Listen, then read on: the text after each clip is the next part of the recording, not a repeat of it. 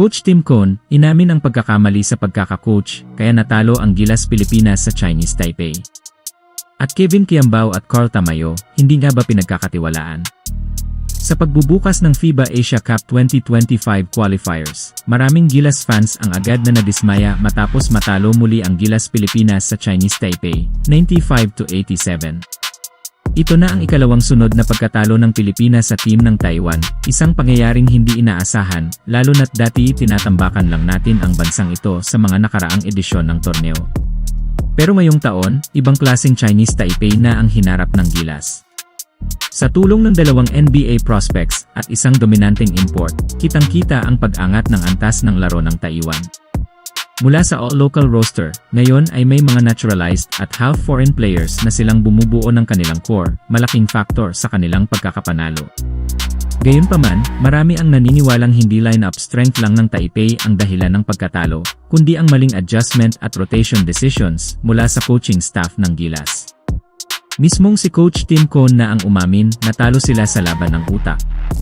Ayon sa kanya, nagulat niya daw ito sa naging game plan ng coach ng Taipei. Isa sa mga naging turning point ng laban ay ang pagkaka-fall out ni Justin Brownlee sa fourth quarter, kung saan kinailangan pa naman ng Gilas ang kanyang leadership at scoring. Sinabi rin ni Cone na tila nasa panic mode ang buong team sa kabuuan ng laban. Pero kung may isang issue na hindi masyadong binigyang pansin ni Coach Tim, ito ay ang kakulangan ng tiwala sa mga batang players, partikular kina Carl Tamayo at Kevin Quiambao. Si Carl Tamayo, KBL champion at may tuturing na elite stretch forward, ay nakalaro lamang ng 6 minutes sa buong laban. Habang si Kevin Quiambao, na tila pinainit muna sa bench, ay nabigyan lang ng mas maraming minuto nang magka-foul trouble si Brownlee. Sa kabila nito, sa loob lamang ng 16 minutes, nagpakitang gila si Kevin Quiambao sa pamamagitan ng 17 points at 4 rebounds, halos walang mintis sa field at may mataas na energy sa depensa.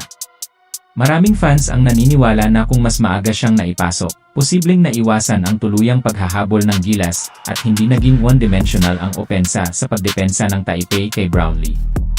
Hindi rin nakataka sa puna ang kakulangan sa variation ng opensa at tila predictable na rotation pattern ni Coach Cone, isang bagay na kinapitalisa ng mas bata at mas agresibong Chinese Taipei squad.